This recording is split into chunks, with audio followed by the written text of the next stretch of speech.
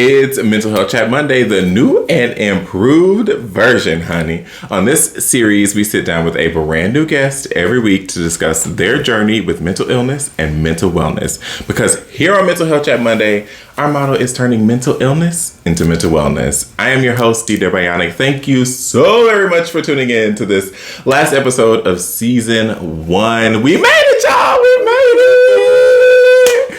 it! I would like to thank...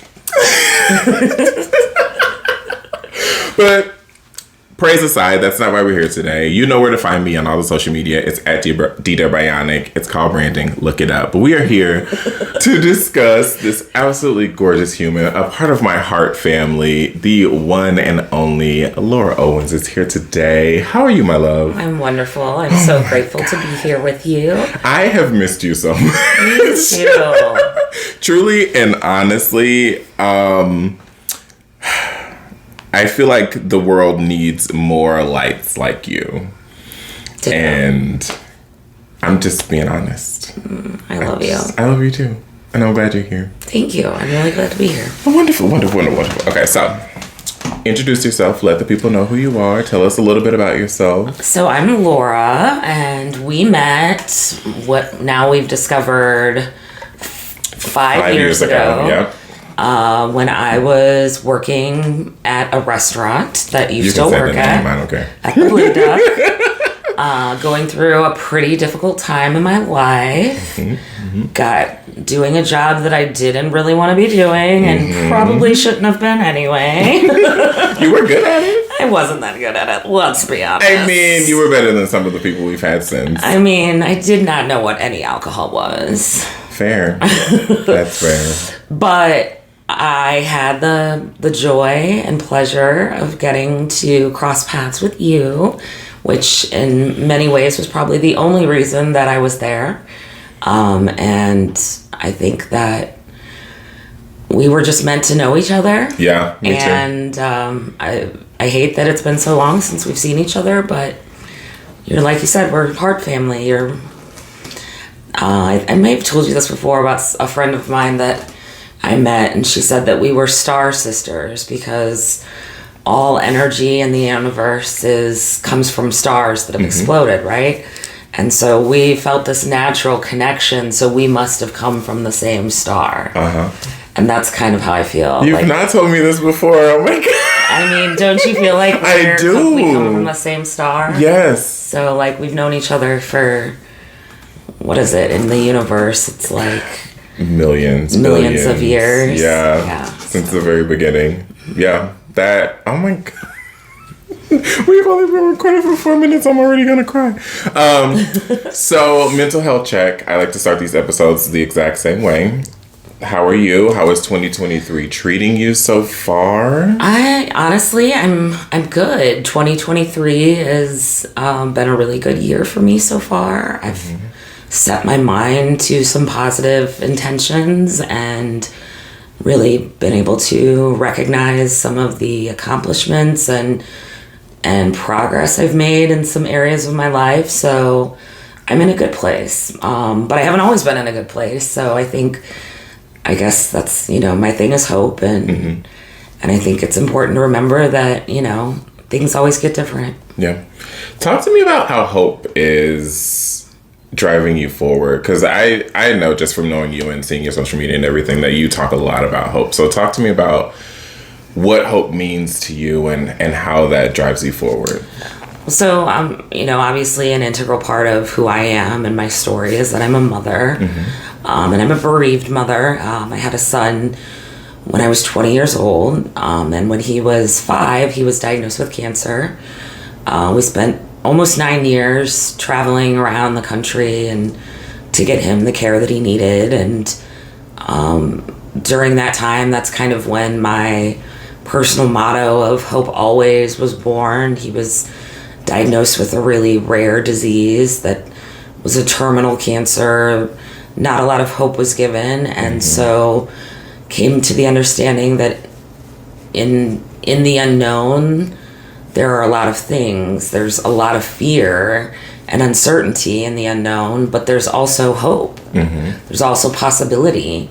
And so when faced with so much unknown, we chose hope, and there's always hope. And so through that, and through a very difficult and in some ways hopeless experience, that was where that mentality came from, and it helped me and my son fight through a lot of difficult times and live a beautiful, miraculous life in spite of it all. Mm-hmm. And when my son passed away, when my son started to decline, it was what helped me keep going, because, you know, even hope changes. It's not always hope that this is going to get better or they'll be healed. Sometimes it's just hope that they can have peace, mm-hmm. and hope that you can keep going, and there's hope that you'll have more better days. So hope sustained us through all of that, and hope has sustained me through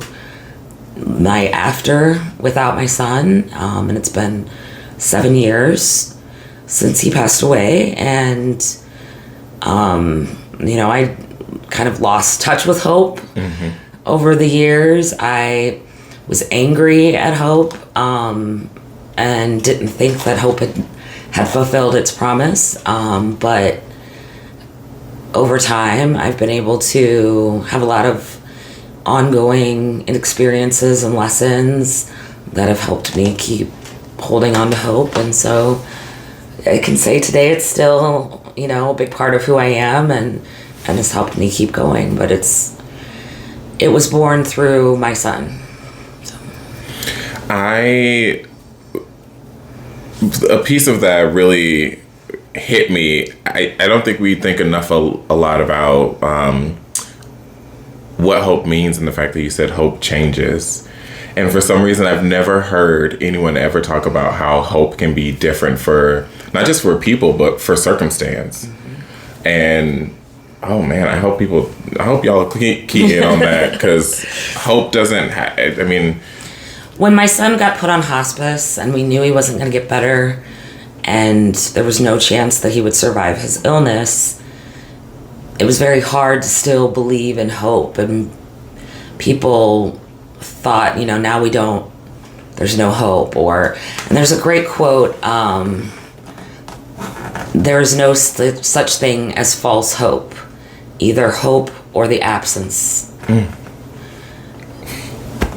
So it's, for me, you know, I think that it's about seeing the positives. Hope has a lot to do about where you look, what you focus on, mm-hmm. and in every difficult situation, there's plenty of negative things to focus on. But if you choose hope, you choose to believe that something good might come of it. There might be something better around the corner, that somehow this is going to work out. So I think also it's really important when you talk about hope and think about hope, is that hope is not something you're given, it's something you choose. Mm.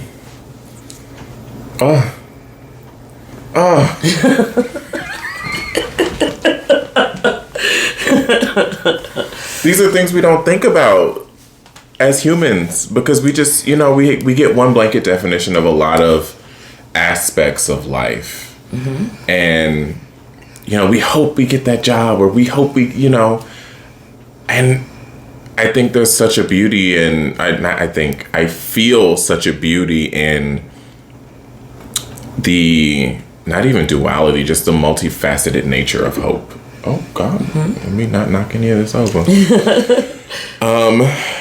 Deviating a little bit from that, let's talk a little bit about, you know, going back. Let's talk about mental health and diagnoses. Have you been diagnosed with any mental health disorders at all? Yeah, so I probably started struggling with depression and anxiety in high school. I think I was in sophomore in high school when I was first diagnosed with clinical depression and generalized anxiety and medicated.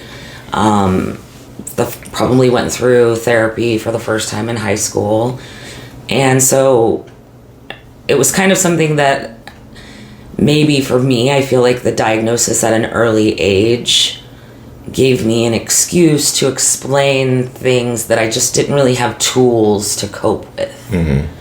So rather than believing it was something that I could grow the tools to cope with, I was like, oh, this is just something that doesn't work with me. This is something I'm going to always struggle with. And so maybe I perpetuated that, or, self-fulfilling prophecy. And over the years, I would be on some medication, decide that life was going to be better without it, or I didn't need it, or I didn't want the side effects, or whatever the reason. And then I'd get to a dark place, things would go wrong in my life, I'd feel, stuck in my head with the negative thought cycles. And so then I'd think, well, it's because I'm not on medication. I need to get back on the medication, that'll help. And it does to a certain extent. But it was much, and in my early 20s, I had some run-ins with the law and things that I ended up going to a 12-step recovery program. And I would say that was probably like the most significant therapy I ever got.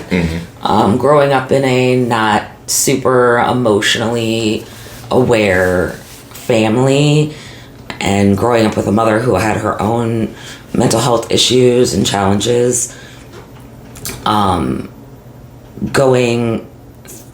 into the 12-step program at 19, I thought something was wrong with me that I needed to figure out how to fix. And I learned a lot of perspectives and skill sets and self-evaluation and self-reflection that I didn't learn from any of my parent figures or therapists or anyone growing up. So I think that was a huge tool for me to develop some coping skills and some understanding of myself in my 20s. And then my son was diagnosed with cancer. Your whole life changes instantly. Yeah. And so during that time, of course, I needed to be on medication because I had this huge thing going on, is what, I told myself, and the doctors agreed. And when he was kind of towards the end of our journey, and when he was hospitalized a lot, and we were in and out of the ICU, and things were very traumatic, I was obviously not sleeping. Doctor gave me a prescription for Klonopin to help me sleep, to take the edge off, which Klonopin, or clonazepam, is a benzodiazepine that is used on a it's approved for use on a short-term basis. So for me, I started taking it to help me sleep, and I required it to sleep for the next 6 years. So it was not something I necessarily would have started taking had I known that I wouldn't have been able to sleep without it for years. It's something you have to kind of go down slowly, and can have a lot of side effects as you taper off of it. But today I'm not on it at all, so that's a huge thing. And but I think cannabis has been a tool for me for a lot of my life. And while knowing what I know about myself and addiction, it's not always the healthiest tool, but it's a lot healthier than a lot of the chemicals and drugs that I've been perfectly comfortable putting in my body to try with the consent of a physician, you know? So I'm I think for not necessarily everyone like me who's like a chronic user, but people who struggle with mental health issues can benefit from cannabis in one of its forms, whether they smoke it, vape it, take it in food, take a tincture, use it on their skin. There are so many medicinal benefits to cannabis. So I really am trying to explore some more natural supplements and things like cannabis that I can take to make my body function at a better level without all of the side effects. So I've heard a lot of people talk a lot about, as I like to call the devil's lettuce. Oh, yeah. I have never partaken Still to this day. Okay. Not like that. Not in any way like that. I have plenty of opportunity and no desire. I struggle with insomnia really bad. I wrote a whole song about it. Go check it out. But I've been told so many times that it will help me sleep. And I kind of have a similar... I was prescribed a medication when I first got my diagnosis of depression and generalized anxiety, actually, when I was 22. And I was prescribed a medication, and I was fearful that medication would change my personality and make me somebody else. I was also fearful that I would develop a dependency. And I think that's also something that I've feared with like sleeping pills or like melatonin or, anything like that. And I think I have that same fear with cannabis. It runs in my family deep. Well, and I'm certainly not going to say that cannabis is immune to dependency. It's in my family deep on both sides. Yeah, same. And it's something that I've dealt with in my life personally. I think also though my perspective on addictions is that if you have addictive personality, you could get addicted to anything. And you see it happen a lot of times. And I especially saw it happen in like the world of the recovery and the 12-step programs. You'd have these people that had abstained from their drug of choice, alcohol or whatever, for 10, 20 years, but it didn't stop them from hitting on the junkies that walk in the door that are 19 years old and they're 45. So their sexual dysfunction, their food addictions, their cigarettes, their coffee, like all of the other addictions were still in full force. They just were controlling one of them. So there is also the perspective of, and not that the 12-step programs aren't immensely helpful to so many people, but there is the step beyond that where it becomes about healing the things in you that require medicating versus finding the medication, the proper medication. And saying, oh, well, I medicate with alcohol and that's bad, but it's okay that I medicate with food. It's okay that I medicate with people or, whatever you get off on. Not that it's also, I would love to transfer my addiction to the gym, but hasn't happened yet. Me either. But I think addiction works that way. So I think if you have, addiction issues, you could get addicted to Polly Pocket. It's obsessive compulsive disorders. But if you, I don't think that, I think it's really common for people to say, I have a lot of addiction in my family, so I don't do drugs or I don't try cannabis, but they also still drink. It's like, so you're somehow feel safe in the realm of alcohol addiction, but not in another addiction, because all of the substances have the potential to have that same effect chemically and in your brain. So I don't know. I think it's different for everybody what they're comfortable with. But I know my mother, who's 75 years old, she has a lot of issues with pain from multiple joint replacements, osteoarthritis, just a lot of health issues, and CBD along with cannabis, both of those things have helped her. And so she'll, I'll bring her a pen or bring her a gummy and she's like, oh, good. Here we go. One time she took one and she was like, that was really strong. And I was like, I wouldn't take it in the morning and then like go to Walmart. You're not cool for that. Yeah, you tripping. That's not you, Mom. Like you take it and then you get your butt in bed. And I advocate for cannabis as a natural medication. I think there's, like you said, there's so many possibilities with sleep, with joints, with pain, with mental illness, with just everything. And science is proving that. Like, genuinely, science is proving that. I don't know. Maybe one day. I keep saying... Well, call me if you ever decide. I got you. I keep saying one day I'm going to have a little nibble or something. Just give it a little shot. A lot of people don't like the way it makes them feel. And that's... if you should never do something you don't like, it makes you feel, but there's also, some gummies and things that you could take at bedtime that could help you sleep better as well. That might not make you feel weird if you don't take it until you're already laying down ready to go to bed, So it's worth a try. Understandable. Heard that.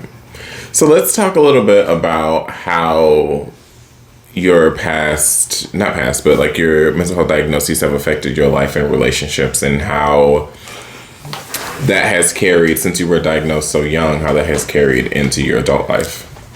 Well, I think along the mental health diagnosis is just part of the, pieces of the puzzle of things that happen to you in your childhood that shape who you are, right? And so I think, growing up biracial, growing up in St. Louis, which is a very racially, segregated community, and then my family of origin issues and all of those different things, I think I really and then putting the diagnosis on top of that, I really felt like something was wrong with me. And I grew up believing that I needed to fix a lot of things in order to be the way I was supposed to be.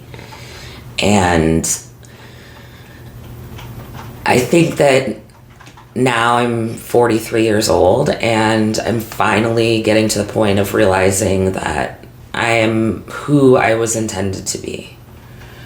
Even though I'm flawed, and even though there's lots of things that I would like to improve and better about myself, I've definitely struggled for a lot of my adult life with jobs and relationships and all of those aspects, mainly because of the internalized sense of brokenness that I had, of defectiveness, and that something had to change in me and around me in order for me to be able to overcome that. And that's, I feel like, a limiting belief that we create for ourselves, that, this is what's wrong with me, so now I understand why I'm this way, but also now I'm chained by this idea that something is wrong with me that I have to fix in order to get beyond it. And there's not really a fix for being an emotional being. Yeah. That's not going to ever change. And you're hopefully always going to be able to feel your emotions and experience things deeply. And so in that reality, things are sometimes going to be painful and difficult. And having coping mechanisms to deal with them, and having the ability to have an outlet or create space for yourself to feel those things, I think is a lifelong struggle that I'm still learning to do, but I'm in a much better place today with who I was created to be and who I'm trying to be. And I think I took a lot of undoing of the things of who I thought I was. And a lot of that comes from, early diagnoses and labels. I think we have so much comfort in labels. We want to know what's wrong with us so that we can figure out how to fix it. And so we want that label to tell us the way. And sometimes the label is not right. Yeah. Yeah. I mean, like lots of people are misdiagnosed, or, like the people that are diagnosing you are also flawed feeling beings that don't get it right 100% of the time. So like, yes, I 100% believe in the value of mental health care and, the different modalities of that. But I also think that there is a huge just misconception in our society of mental illness that somehow, there's a great TikTok I saw, and it was this lady singing that do do do do do do do that song. Dido. Basically, the gist of it is just she's saying, if you're feeling overwhelmed by the pressures of life, if you're feeling unfulfilled in the environment you're in, if you are in a toxic environment that is having toxic results in your life, it says maybe that isn't mental illness and just a absolutely normal human response. Oh, I've seen this. Right? Yes. And it's like that. A lot of times what we want to be categorized as mental illness so we can make sense of what's wrong with us, right? Because we feel like something's wrong. We need to be diagnosed with a problem in order to feel like there's a solution. And I don't think that feeling, grieving, having deep awareness, difficult growth, personal growth, I don't think any of those things are not natural human things. I agree with that. And I feel like, I can't remember which episode it was we were talking about, who I was talking about this with, but there's a big difference, I think, between just not even necessarily having a bad day or experiencing something bad and like true depression. Like, people have been diagnosed with depression. You know, diagnosis it is what it is. If you go looking for it, then cool. But I feel like there is, for me and for a lot of people I've talked to, there's an emptiness that comes with depression rather than just feeling bad. You know what I mean? Like, and I feel like nowadays we do have some confusion in. Absolutely. And I don't want to diminish anyone's personal experience with depression by saying that it's just a natural human response to difficulty. No. Because it's absolutely, you know, an issue that's disruptive in your life. But also, I think a lot of times the way that we respond to things is also a normal response to the things that happen to us as children and the models that we were shown and the experiences we've had. So while, yes, it might be abnormal or unhealthy or something you need to change or something that it also could just be the absolute natural result of your experiences. And then, yes, you've got, you know, schizophrenia and things that are not necessarily, I don't want to say not normal, the result of normal human experience, because those things are too. But they are a more prominent chemical imbalance or something truly. And I don't want to say that in a way that depression is not, but I understand what you're saying. There are certain illnesses that have to be treated because of the impact that it has on the individual's life and the life of the people around them. Yes. And then there are certain things that it maybe is only killing us slowly inside.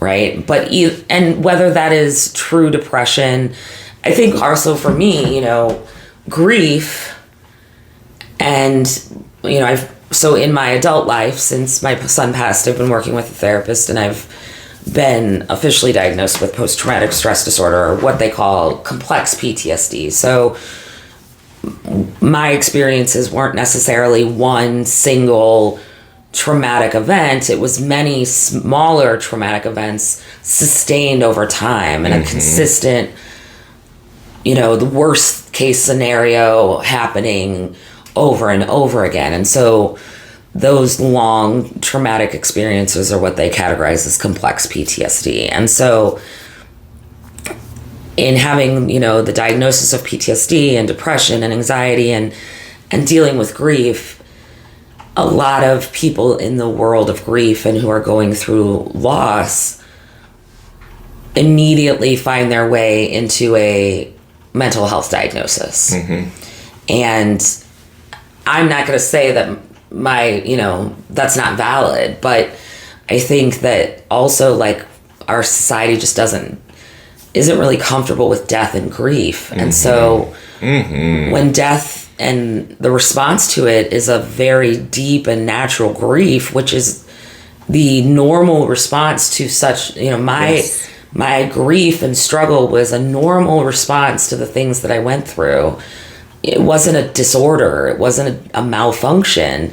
It was true grief. It was grief. And then you can't medicate that away. I mean, you can, and I did for some years, but you can't necessarily heal that. It's just something you learn to to exist with. And for a lot of people, depression and anxiety, I think, are the same. And this idea that there's a pill or something that can fix you and heal you and you're going to be the way you're meant to be, if that just changes, it's just really a disservice to our humanity, because we are who we are intended to be. The way that you're feeling, even if it feels terrible, is because you're capable of feeling it, you know, and you're, and I think that we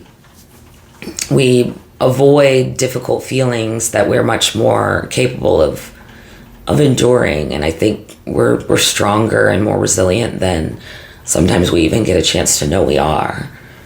I would agree with that. I would agree that we don't, in our world and how we behave, there is an immediate medication.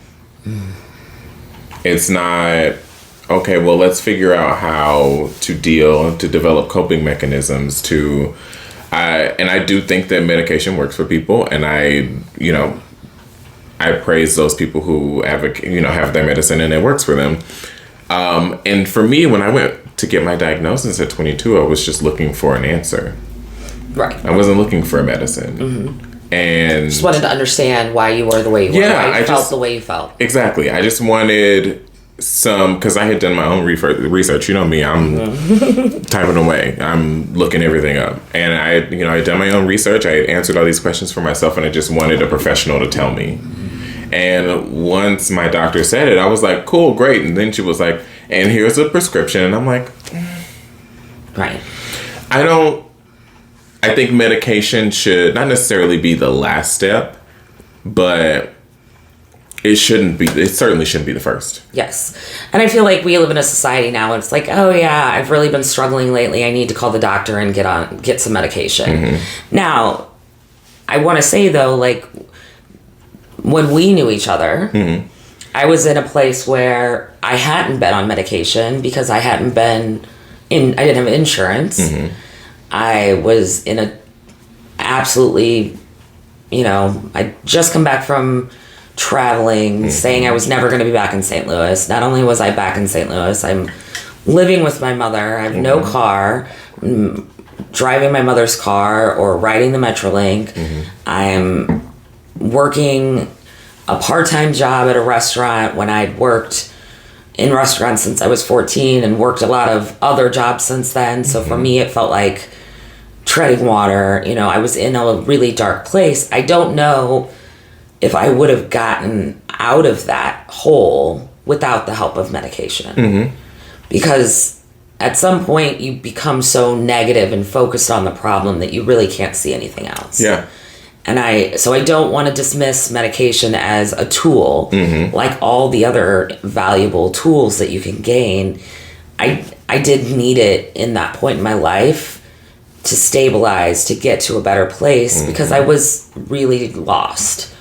Would I've not been able to get there somewhere else, somehow, some other way? I'm not saying that, but in that moment, also these were the tools that I had already been accustomed to using, and so I needed the tools that I had relied on in the past to get where I needed to be. Yeah. So I don't want to say that also like if you're taking medication, you're not fully healed or anything like that, because. No.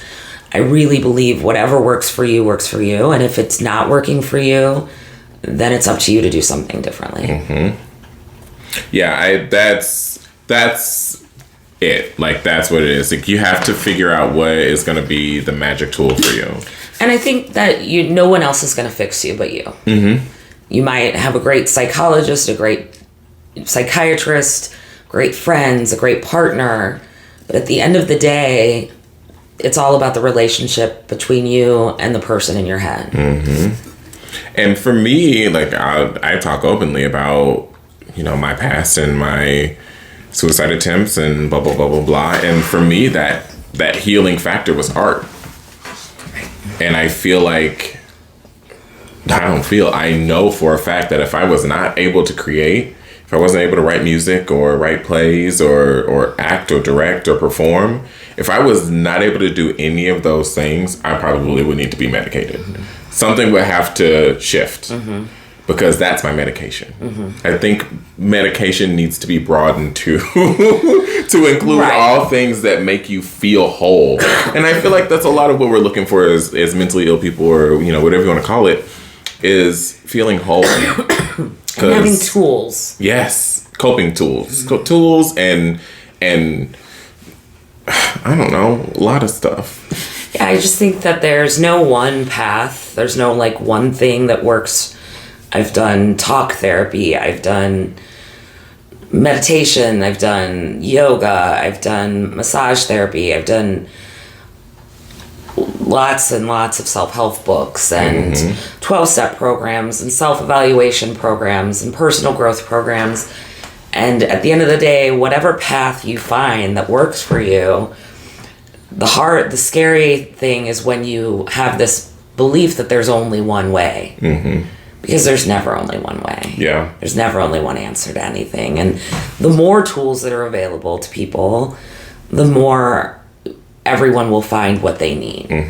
And instead of looking at it as, like you said, oh, you're clinically depressed, let me write you a prescription. Here's a toolbox. And one of the tools in that toolbox is medication. But we're going to give you access to an entire toolbox.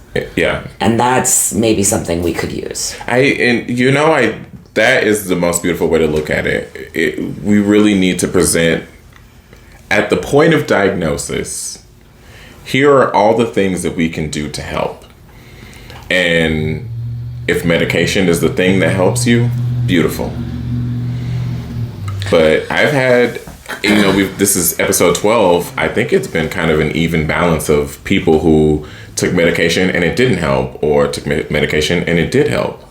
It's just like you said, and every one thing isn't going to work for every single person. Well, and in my experience with my son and spending, 9 years in the medical world and the world of sick children, they only know what they know. And that's very, very little in the universe of all there is to be known. So the reality is they don't really understand the brain, our hormones, our endocrine system, any of that well enough to fully understand why we do and feel the things that we do. Nor do they understand why the chemicals that they put in the medications make us feel better or don't. It's literally like, it looks like this will work. It doesn't make mice sick. Let's give it to humans and see how they feel. And it's like, ma'am, I'm not a mouse. And then 50 years later, we're like, so turns out that thing that made everybody feel way better also does this. Yeah. And so there's just a lot more to it than, take a pill and feel better. And some things don't have cures. Yeah. And I think that we do ourselves a disservice by thinking that there's only one solution to that problem. And also, I think even prior to diagnosis and even prior to, mental illness, I think we could just do a lot better job as a society of talking about the natural, normal state of human feeling and emotion. That when something painful or hurtful or embarrassing happens to you, it is normal to feel certain feelings in response to that. And it's normal to sometimes feel out of control of your feelings, and that the being able to give more words and understanding to children to be able to process the difficult feelings, I think will result in less people feeling so challenged by life. Yeah. And then when things like mental illness or whatever happens throughout your life comes up, you have an understanding of how your emotional mental state works. You check in more with yourself. And what you have a sense of that it's not outside of you, right? Something I say to people a lot when they're, struggling with negative thought processes and stuff, is you are the thinker of the thoughts, and I think we don't do a really good job of teaching children how to be aware and in control of their emotional processes. And if we did better at that, we'd have better adults. Yeah, I agree fully, wholeheartedly. I don't think we equip ourselves and our kids enough with feel the thing. Right. And death is a huge part of that. So like in our society, and this is a perfect example, right? So the only way that we introduce people to death in our culture is through scary, spooky Halloween. Like that is what we associate death with. When, for me, most of this has nothing. I love it, but it doesn't have anything to do with death, right? Yeah, same. But for a lot of people, think about when you're a child. Like your understanding of death is the really uncomfortable family event at the funeral home when one of your grandparents that you didn't really know died, and you didn't really know what was happening, except for that all the adults were very sad and crying and probably fighting, and it was a very stressful time in your family. Yeah, scary, traumatic. Right, and then horror movies and Halloween stuff. Yeah. And so we go into life as children with this very narrow understanding of what death is, and then we don't really equip people with an understanding of how grief is so prevalent in our society, because also we don't do a good job of talking about grief and loss and talking about our dead. What's one thing I love about Hispanic culture and being in Mexico was Dia de los Muertos, and the way that they culturally address death and loss in what I think is a much healthier, holistic way. Yeah, I have in recent years, since we've known each other, kind of connected more with the spiritual side of myself and with the ancestors and all of that. And I think we need to address death kind of in the way that kind of in Hispanic culture in New Orleans, they celebrate. We always call it a celebration of life. But it's so mournful. And I, fortunate or unfortunate, however you want to call it, but when I was young, I had a string of deaths happen back to back. Genuinely, I think when I was 8 years old, it was an aunt, and then an uncle, and then my great grandma. It was boom, boom, boom, boom, boom. I was never not at a funeral that year. And I got to kind of, and granted, I was always more mature as a kid. I just had a kind of a deeper understanding of things. This is not my first life. And I got to not necessarily appreciate, but understand that death happens and kind of feel that grief. And grief is something that I don't think we really at all address in American society. You put them in the ground, you keep moving. Right. They wouldn't want you to linger on it. Well, they would maybe want you to feel what you feel. Right. They would maybe want you to acknowledge that you are sad, that you are hurt, that you lost someone close to you, someone not close to you. I've been to funerals for people who I ain't never even met. Right. And there's a great quote that is that grief is just love with no place to go. So you don't just, I love my son, and I say this all the time.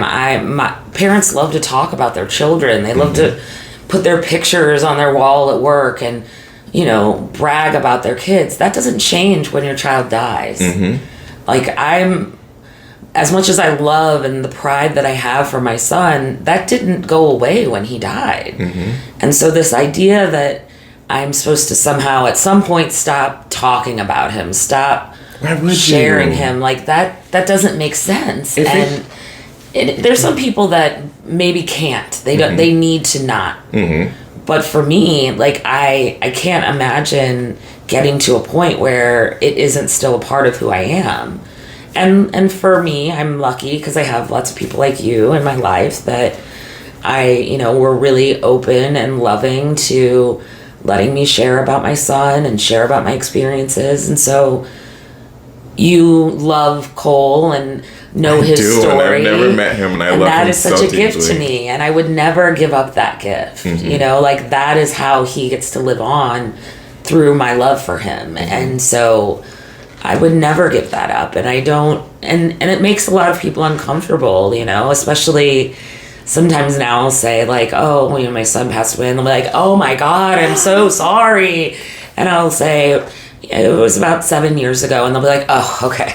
Like, oh, like, all it's right, been enough time, you're good. You're just going to say it, and we're going to jump on to the next topic. And I was like, no, I can make you cry if you want to do that right now. But. Yeah, and, you know, I feel like even after someone passes, especially a child, you grow more love for them, yes. I would think. You know, I've never experienced it. Obviously, I think part of it is just that, like, so when someone is old and they pass away, you can look back at their life and reflect on all that they've lived. But when someone's life is cut short, you spend all of the future years thinking of all of the things that they're not getting to do. So there's not, you know, my son would only be 22 years old. Like, there's a whole life that he didn't get to live, and there are milestones, you know, high school graduation, college, going off to college. His friends are, you know, getting married and getting jobs, and so all of those things that he's not getting to do, that stays. And I'm not saying that it's, you know, every loss is different, and grief is different for everyone, and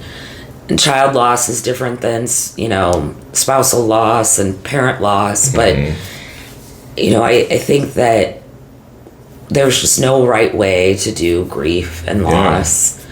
But I think that there is a wrong way.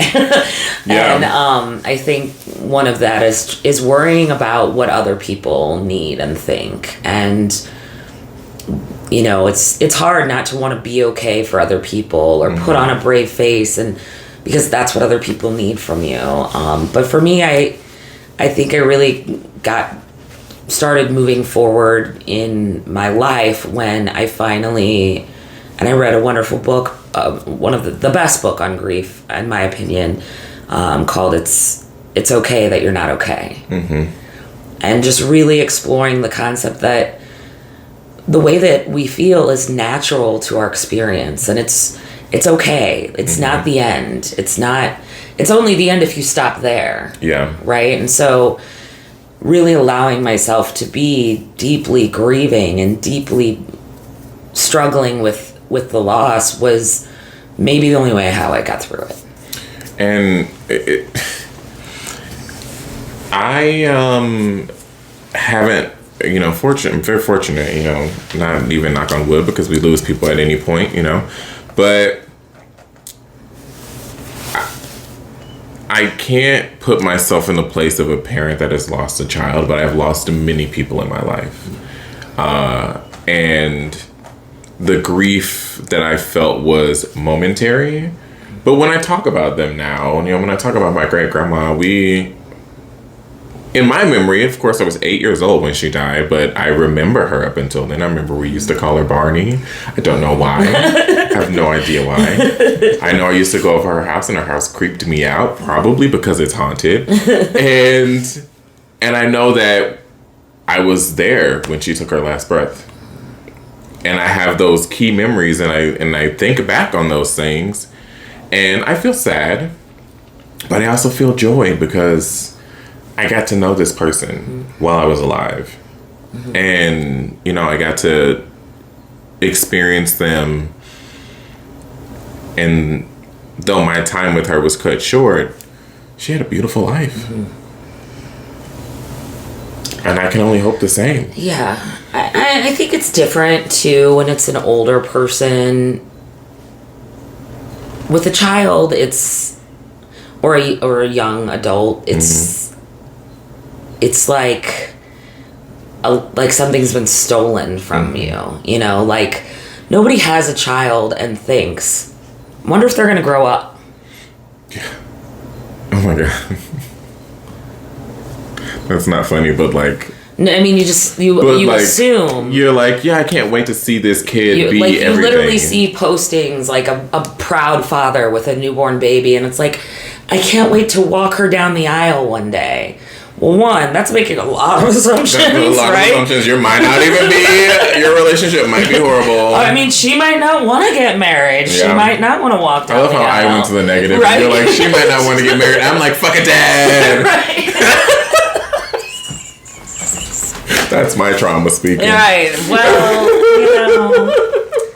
I think that it's, I think we all have a different perspective on. I'm totally lost my train of thought. I'm sorry. I don't know why. Yeah, people have preconceived notions of what they think their kid's life is going to be and what they think life is going to be in general. Thanks for taking us back to the topic. Mm-hmm. Yes. And yeah, just a lot of assumptions. We make a lot of assumptions that things are guaranteed that they aren't. And the reality that they aren't is very traumatic.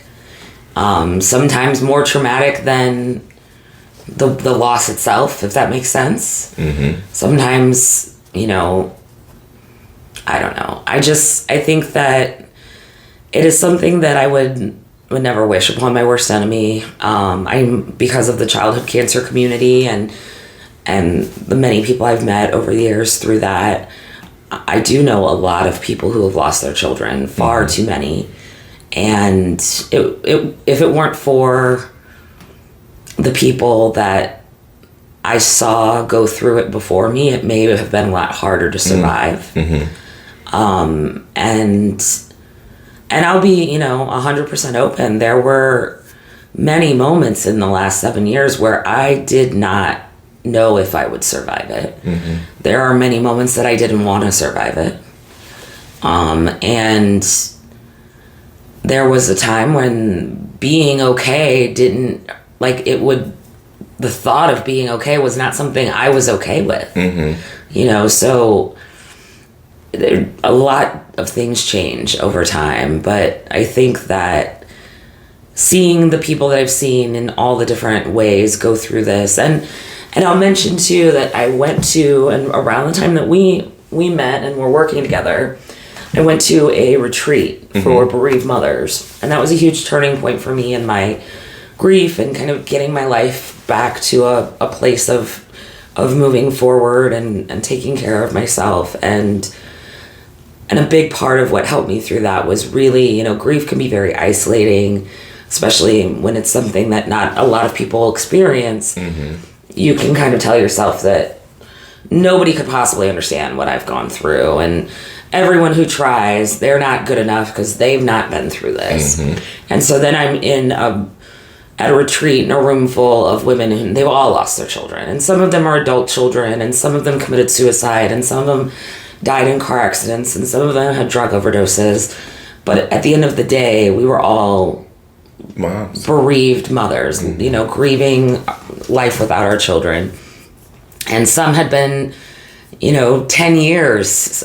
And I had been a few years at that time, and, some were even less. And it was really through talking to other people in that situation and seeing what grief looked like for all of these other people that was able to take me outside of myself and not see this as a completely solo road that I have to walk for the rest of my life because nobody else understands. And I think for any type of mental illness or mental struggle, there's a huge benefit to community and connecting with people so that you can somehow realize that you are not alone. There are far too many people on this planet, and every person will be bereaved at some point. Every one of us goes through loss. That's true. So there's and all the other things that we go through, there's other people going through it. Maybe not in the exact same way,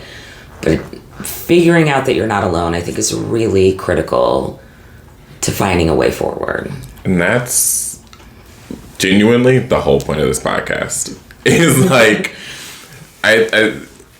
realizing I wasn't alone. I when I was a kid and I was struggling, and as I grew up in my mental illness, and I started to develop my coping skills and started to speak more about it and started to be able to talk about, the things that hurt me and my trauma without crying. My biggest thing is they will listen. Somebody will listen. anybody will listen. Even if you sit in front of a camera, you record a video and post it online.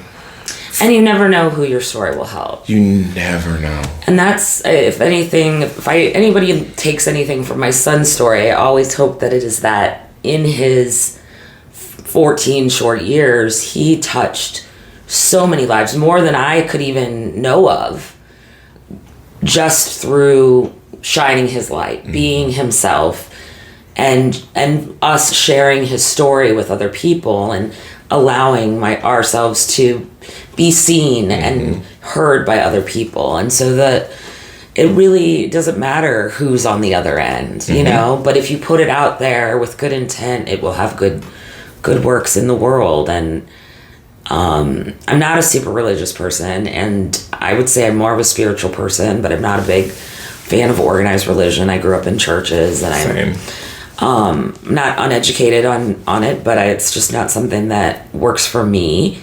And I was at this growth thing last week in Florida, and there was an optional kind of prayer service because the guy that runs the whole thing, it used to be a minister, very deeply religious, you know, wants to share his relationship with Jesus with everyone.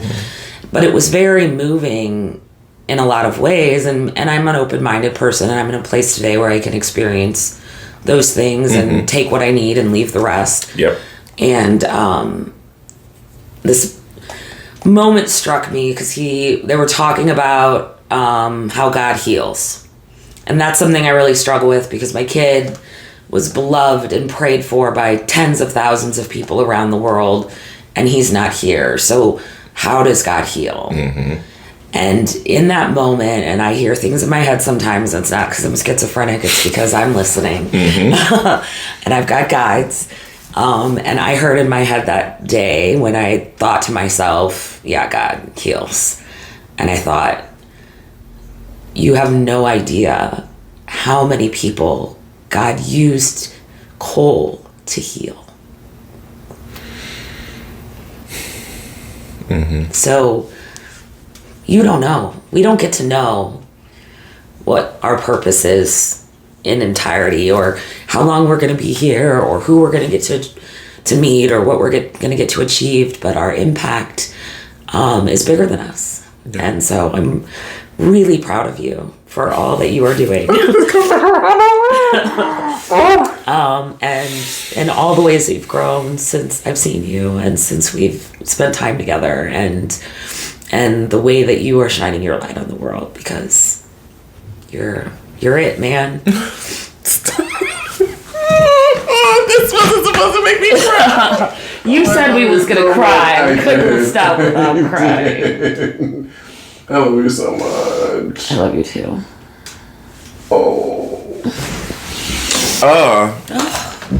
Even got the glass frosting over.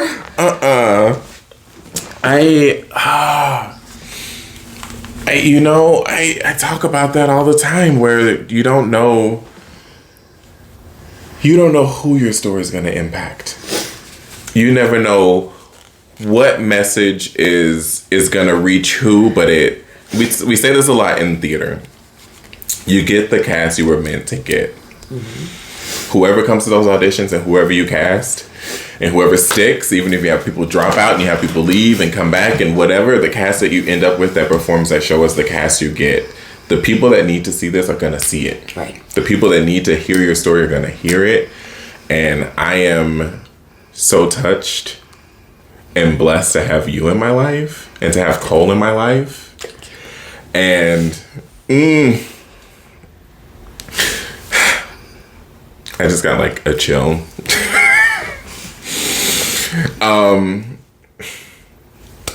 I forgot what I was about to say. He's like, damn right I'm here. Yeah, he's here. He's here. He's been here for a while. I know. He loves you too. Yeah. I know.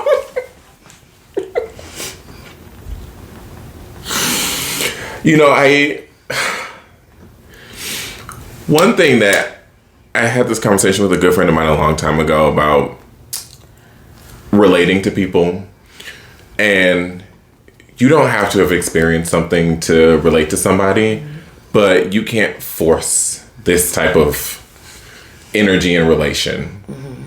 You can't. It's either there or it's not. It's either there or it's not. It's either. I'm trying to wind myself back to the point that I was. At the end of the day, we can do as much as we can to support each other, to build each other up, and help each other heal. And my God, if it doesn't happen, every single time I have, every episode that I've done this podcast, every time I talk about my infinite sadness, every time I talk about my story, I feel this same energy that I feel when I just am in your presence of healing, of light, of knowledge and passion and love. I think that's the biggest overarching thing. It's just love.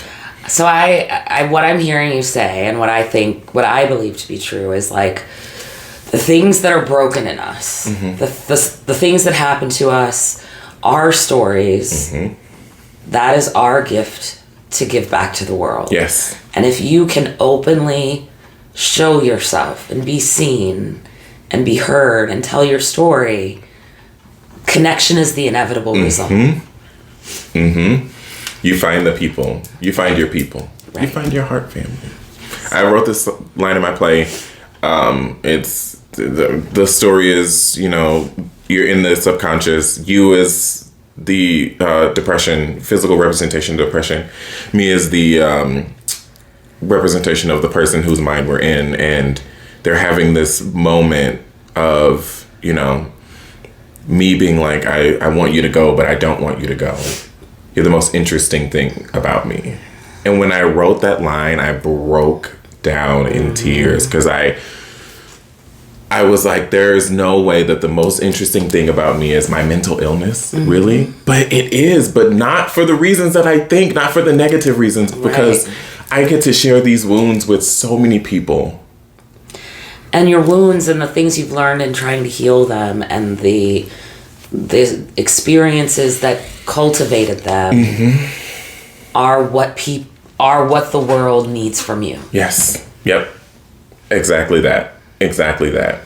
And I only have a couple more questions, and then leave us with a piece of advice for people who are not grieving or people who are not dealing with any kind of mental struggle. How can they be in our corner, and how can they be there for us? Wow, that's a good question. So that's my favorite question. I'm going to answer the grieving one first because I'm better at that answer. If you know someone who is grieving, don't think that you're going to upset them by bringing up their loss or bringing up their loved one. The deepest pain that happens after loss is the silence and the fact that what was your whole life is something that no one wants to speak about.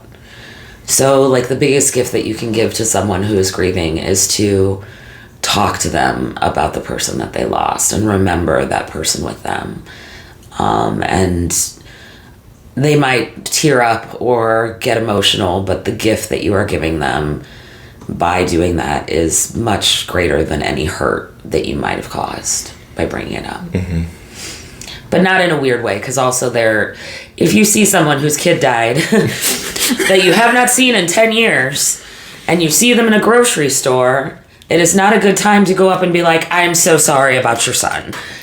That's weird, because also if I'm in a grocery store, I'm already struggling. Listen, I'm just trying to get my chicken and the biscuit crackers and my chicken salad. Leave me alone. Right. Talk about people's loved ones, but also don't talk about people's loved ones in weird places when you don't know them that well. Yeah, time and place. There's a time and place for everything. And supporting your friends with mental illness, I think, is just being really... I know that for me, in the years that I've struggled, the greatest gift that my best friend has given me is that in all of the times that I've said no, she's never stopped asking. She's never stopped inviting me and including me. And a lot of people did because they got tired of me saying no. And took me 7 years to be able to start saying yes again. So I'm really grateful for the people who didn't stop asking. I'm glad you said yes to being here today. I'm so glad. And then very last question. Like I said in the intro, here on Mental Health Chat Monday, we have a motto.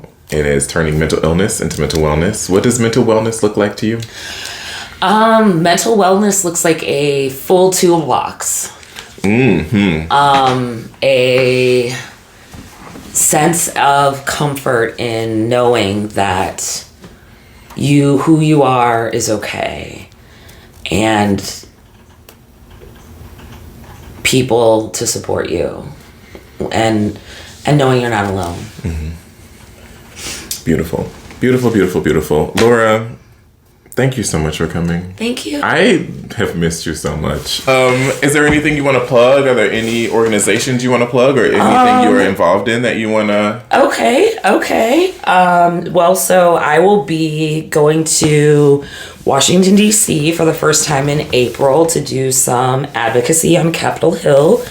Childhood cancer awareness is important to me because though there are hundreds of different types of cancers that affect mostly only children, there is a fraction of the federal funding that goes towards researching cancer is shared by all of those cancers. So there's a lot more that we could be done and we could be doing. And more importantly, we don't spend a lot of time asking why kids get cancer to begin with. So anytime you have an opportunity to support, and if you find the desire to make a donation in memory of my son or in honor of his fight, I would love to suggest the Ronald McDonald House of St. Louis is a great place, whether a monetary donation, household supplies, volunteer time.